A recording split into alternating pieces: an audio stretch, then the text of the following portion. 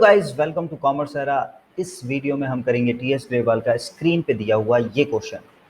बड़ा ही अच्छा क्वेश्चन और इस क्वेश्चन से आप बहुत कुछ सीखेंगे। देखने में बड़ा आसान है लेकिन अंदर बड़ा तूफानी है।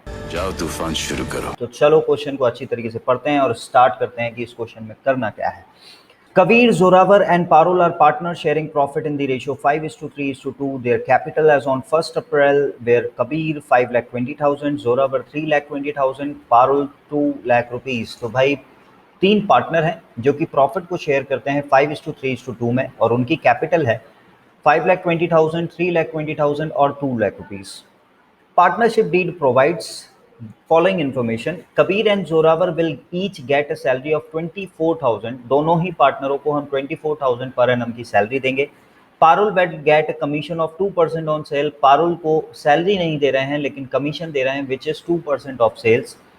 Interest on capital is to be allowed at the rate 5% per annum. तो हम जो पार्टनर को इंटरेस्ट ऑन कैपिटल देने वाले हैं वो 5% पर एनम के हिसाब से देने वाले हैं। Interest on drawing is to be charged at the rate 5% per annum. इस क्वेश्चन में आपको इंटरेस्ट ऑन ड्राइंग को भी कैलकुलेट करना होगा।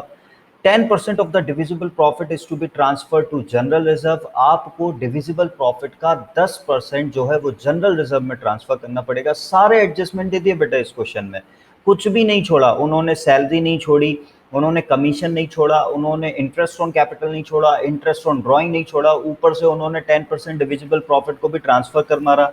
और देखते हैं आगे क्वेश्चन में क्या है। कोई बात नहीं चाचू, सब ठीक ठाक है। All is well, all is well. Sales of the year ended 31 March 20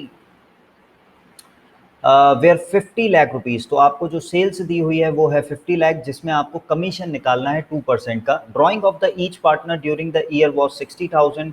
आपकी जो तीनों पार्टनरों ने ड्राइंग कर रखी है वो की है 60,000। तो ये ड्राइंग की इन्फॉर्मेशन आपको हेल्प करेगी इंटरेस्ट ऑन ड्राइंग को निकालने में। लेकिन ध्यान रखें कि क्वेश्चन में डेट ऑफ ड्राइंग नहीं दी हुई है, सो हमको उसका ट्रीटमेंट भी ध्यान रखना होगा।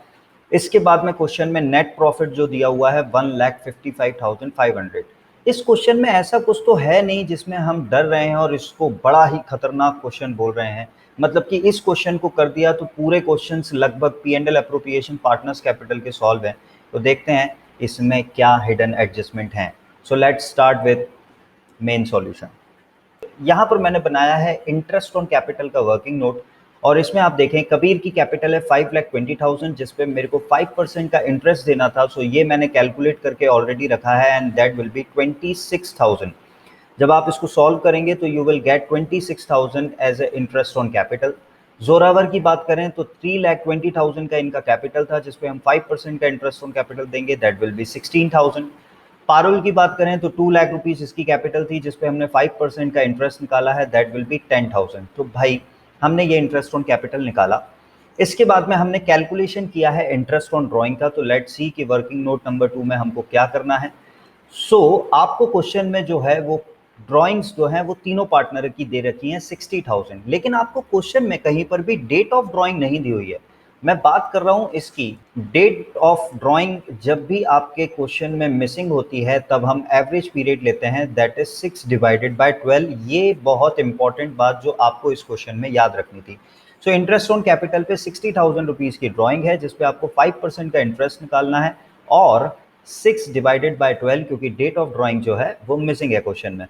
सो 60,000 इंटू 5/100, इसको जब आप सॉल्व करेंगे तो यू विल गेट 1,500। तीनों पार्टनर की ड्राइंग सेम है इसलिए मेरा आंसर भी जो है 1,500 और 1,500 है। इसके बाद क्वेश्चन में जो थर्ड ट्रीटमेंट है वो है कि आपको कमीशन निकालना है 2% का। तो कमीशन पारुल को देना है 2%, वो भी देना है आपको ऑन सेल्स। सो यहाँ पर अपन लिख लेते हैं ऑन सेल्स। तो सेल्स आपको दे रखी है क्वेश्चन में 50 लाख रुपीज जिसका 2% हो जाता है 1 लाख रुपीज।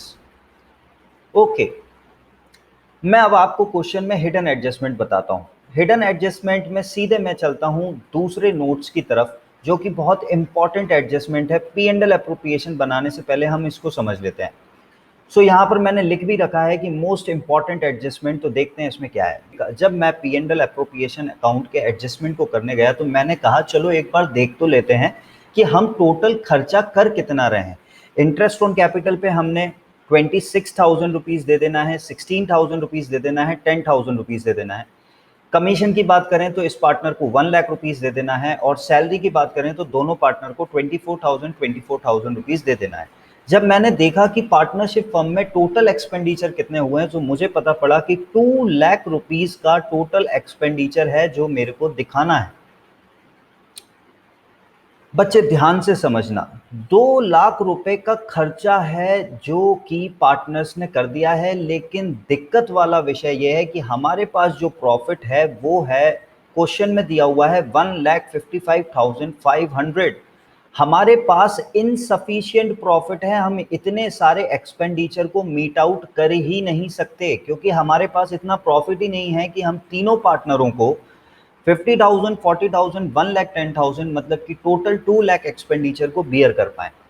सो ये रहा आपका इस क्वेश्चन में जो इंपॉर्टेंट पॉइंट था और जो हिडन एडजस्टमेंट था, आपको ये भी कंसीडर करना पड़ेगा। सो अब इस हिडन एडजस्टमेंट में क्या करें हम कि इनसफिशिएंट प्रॉफिट है लेकिन हमको एक्सपेंडिचर जो है वो 2 लाख में डिस्ट्रीब्यूट करना है। सो ध्यान रखने वाली बात ये है कि जब भी केस एप्रोप्रिएशन से रिलेट करता है तो ना ही आपको इंटरेस्ट ऑन कैपिटल निकालने की ज़रूरत होती है, ना ही आपको इंटरेस्ट ऑन कैपिटल निकालने की ज़रूरत होती है, ना ही आपको कमीशन देने की ज़रूरत होती है, क्योंकि कमीशन भी जो है वो एज एन एप्रोप्रिएशन है, तो हमको कमीशन कैलकुलेट करने की भी ज़रूरत नहीं है। एंड तीसरी मोस्ट इंपॉर्टेंट बात, यहाँ पर जो आप सैलरी दे रहे हैं दोनों पार्टनरों को, वो सैलरी देने की भी आपको कोई ज़रूरत नहीं है, क्योंकि ये जो तीनों हैं वो as a appropriation of profit होते हैं, ना कि एप्रोप्रिएशन, ना कि चार्ज। सो ये एप्रोप्रिएशन ऑफ प्रॉफिट है, और जब भी हमारे पास इनसफिशिएंट प्रॉफिट होगा तब हम इन तीनों चीज़ों को कैलकुलेट नहीं करेंगे। इसमें एक और मोस्ट इंपॉर्टेंट बात निकल के आती है कि जब भी हमारे पास इनसफिशिएंट प्रॉफिट होता है, हम जो हमारे पास प्रॉफिट है उसको किस रेशियो में डिस्ट्रीब्यूट करें, तो हमारे पास जो प्रॉफिट है उसको हम डिस्ट्रीब्यूट करेंगे इस रेशियो में। यहाँ पर हमको 50,000 कबीर को देना था, जोरावर को 40,000 देना था और पारुल को 1,10,000 देना था। अगर मैं इसका रेशियो निकालूं तो यहाँ पर रेशियो निकल के आता है 5:4:11। अब आपने सर ये कैसे निकाला? देखिए, ये 40 मैंने यहाँ से डिडक्ट किया, 40 यहाँ से डिडक्ट किया और 40 मैंने यहाँ से डिडक्ट किया, तो मेरे पास बचता है 5:4:11। मेरे पास जितना भी प्रॉफिट है मुझे 5:4:11 में डिस्ट्रीब्यूट करना है। जब आप 5:4:11 में डिस्ट्रीब्यूट कर देंगे, सो आपका नेट प्रॉफिट जो कि पार्टनरों को डिस्ट्रीब्यूट करना है वो निकल कर आ जाएगा। सो लेट्स सी कि हमने P&L एप्रोप्रिएशन अब कैसे बनाया हुआ है। सबसे पहले मैंने P&L एप्रोप्रिएशन का फॉर्मेट बनाया। यहाँ पर सबसे पहले मैंने प्रॉफिट लिखा है, that is 1,55,500। Interest on drawing मैंने वर्किंग नोट 2 में कैलकुलेट की थी। इंटरेस्ट ऑन ड्राइंग को हम इसलिए कैलकुलेट कर रहे हैं क्योंकि ये पार्टनरशिप के लिए इनकम है, सो इसमें तो हमको कोई दिक्कत है ही नहीं।